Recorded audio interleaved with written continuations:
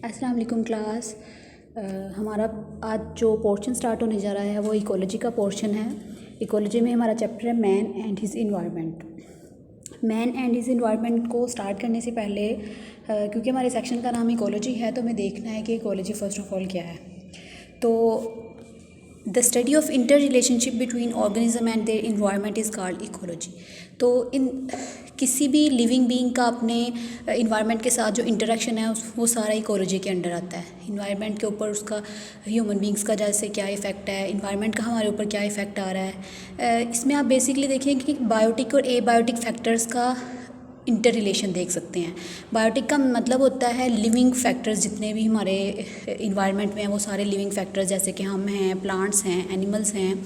और abiotic factors का मतलब है ए मीन नॉट, एबायोटिक जो लिविंग नहीं है, नॉन लिविंग चीज़ों में आपके पास लाइट आ जाती है, टेम्परेचर आ जाता है, इसके अलावा लाइट, टेम्परेचर और जितनी भी नॉन लिविंग जो हमारे ऊपर इफ़ेक्ट डाल रही हैं, हवा, एयर हमारी, ये सारी चीज़ें ये नॉन लिविंग में आती हैं। तो लिविंग ऑर्गेनिजम्स का अपने इन्वायरमेंट के साथ इंटरेक्शन, मतलब एबायोटिक और बायोटिक फैक्टर्स का आपस में जो इंटरेक्शन ना, सारे का सारा वो इकोलॉजी होती है।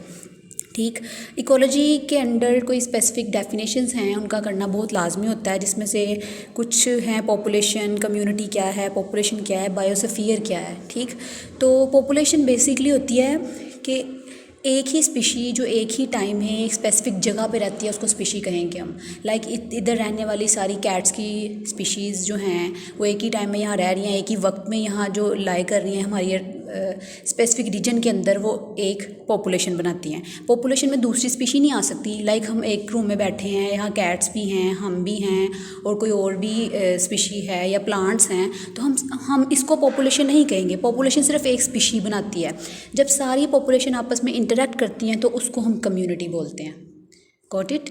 ये चीज़ अपने माइंड में अपने क्लियर रखनी है कि पॉपुलेशन एक ही स्पीशी का एक ही टाइम पे एक ही स्पेसिफिक रीजन में रहना पॉपुलेशन वो होती है।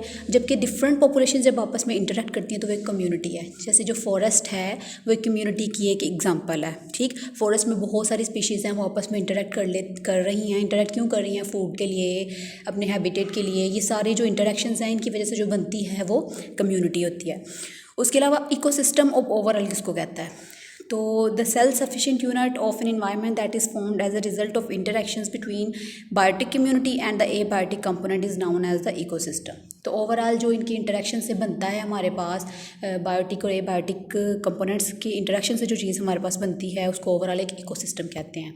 और सारे के सारे इकोसिस्टम्स जब इकट्ठे होते हैं, मतलब इस ज़मीन पे पाए जाने वाले सारे इकोसिस्टम्स को ओवरऑल हम बायोस्फीयर कहते हैं। Bio mean life, sphere mean region, mean वो हर वो रीजन जिसमें लाइफ एग्जिस्ट करती है वो आपके पास बायोस्फीयर होता है।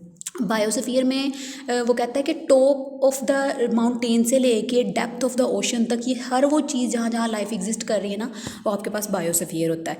तकरीबन 12 किलोमीटर इसकी थिकनेस है आपके पास। ओके, नेक्स्ट आपके पास आता है कंपोनेंट्स इकोसिस्टम की क्या हैं। इसके दो तरह के कंपोनेंट्स, जैसे अभी मैं कुछ देर पहले आपको बता रही थी कि बायोटिक कंपोनेंट्स होते हैं और एबायोटिक कंपोनेंट्स होते हैं। The biotic components comprise the living part of the ecosystem, mean सारी की सारी जो जानदार चीज़ें आती हैं वो बायोटिक कंपोनेंट्स में आती हैं। Biotic components are further classified as producers होते हैं, कंज्यूमर्स होते हैं और डीकम्पोजर्स होते हैं। ये हम नेक्स्ट अभी एक्सप्लेन करते हैं। जबकि एबायोटिक कंपोनेंट्स में नॉन लिविंग फैक्टर्स आते हैं सारे के सारे। तो इंपॉर्टेंट नॉन लिविंग फैक्टर्स कौन से हैं? लाइट, एयर, वाटर, सॉयल, ये बेसिक कंपोनेंट्स हैं नॉन एबायोटिक फैक्टर्स के। उसके बाद हम बायोटिक फैक्टर्स की डिटेल देखेंगे। ये प्रोड्यूसर, कंज्यूमर्स और डीकम्पोजर्स क्या हैं। तो प्रोड्यूसर्स नाम से जैसे पता चल रहा है प्रोड्यूस करने वाले, तो जो फूड को प्रोड्यूस करते हैं इस पूरे हमारे बायोस्फीयर में, वो सिर्फ़ और सिर्फ वो प्लांट्स हैं जो कि फ़ूड प्रिपेयर कर सकते हैं। जैसे कि वो सनलाइट लेते हैं, कार्बन डाइऑक्साइड लेते हैं, इनको ग्लूकोज की फॉर्म में कन्वर्ट करते हैं। तो और किसी में ये वाली एबिलिटी नहीं है, तो इनको प्रोड्यूसर्स कहते हैं। ऑटोट्रोफ्स में जो खुद अपनी खुराक बना सकते हैं। तो हमारे जो इस पूरे इकोसिस्टम में अपना फूड खुद प्रिपेयर करने वाले हैं वो सारे के सारे प्रोड्यूसर्स हैं। कुछ फोटोसिंथेटिक बैक्टीरिया भी प्रोड्यूसर्स होते हैं, कुछ एल्गी भी प्रोड्यूसर है और प्लांट्स तो हैं ही प्रोड्यूसर। तो हर एक की जो बेसिक फूड की नीड्स पूरी होती है ना, वो प्रोड्यूसर्स के थ्रू ही होती है। मतलब फूड इन्होंने ही बेसिकली प्रिपेयर करना होता है। उसकी अगली कैटेगरी आती है कंज्यूमर्स की। कंज्यूमर्स हेट्रोट्रॉफ्स होते हैं। हेट्रोट्रॉफ्स मीन ये प्लांट्स का बनाया हुआ फूड जो है या फोटोसिंथेटिक बैक्टीरिया या एल्गी इनके ऊपर रिलाई करते हैं अपने फूड के लिए। तो इनसे लेके ये कंज्यूम मतलब यूज़ करने वाले हैं, ये कंज्यूमर्स होते हैं। हम खुद कंज्यूमर्स की एक एग्जांपल है। इनमें क्या चीज़ें आती हैं, सारे के सारे एनिमल्स आ जाते हैं, फंजाई आ जाती है। और उसके बाद लास्ट वन कैटेगरी जो है वो है डीकम्पोजर्स की, इनको रिड्यूसर्स भी बोलते हैं।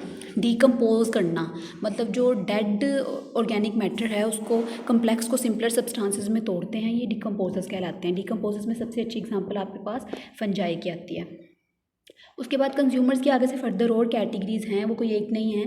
लाइक कंज्यूमर्स में इतनी सारी कैटेगरीज़ हैं। कोई ऐसी चीज़ें हैं जैसे ह्यूमन बींग्स हैं, हम प्लांट्स भी खाते हैं, जैसे सब्जियां खाते हैं, हम एनिमल्स भी खाते हैं, जैसे उनका ये जो गोश्त खा रहे होते हैं हम। तो ये हम ऐसे हैं जो हर चीज़ भी खा लेते हैं। कुछ ऐसे हैं जो सिर्फ और सिर्फ प्लांट्स को खाते हैं, और कुछ ऐसे हैं जो सिर्फ मतलब हर एक के लेवल्स बनाए गए हैं। इन लेवल्स को फर्दर हम क्लासीफाई ऐसे करते हैं: primary consumers, secondary consumers and tertiary consumers. Primary consumers में हर्बीवोर्स आते हैं। हर्ब्स ये जड़ी बूटियों से रिलेटेड ऐसे एनिमल्स जो सिर्फ और सिर्फ हर्ब्स खा सकते हैं, जिसकी एग्जांपल आपके पास ग्रास होपर है, ठीक है।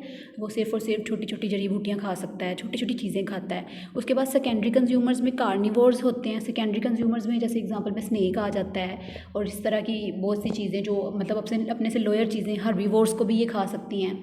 उसके बाद आते हैं टर्शरी कंज्यूमर्स। टर्शरी कंज्यूमर्स होते हैं ओमनीवोर्स, जो हर चीज़ खा सकते हैं।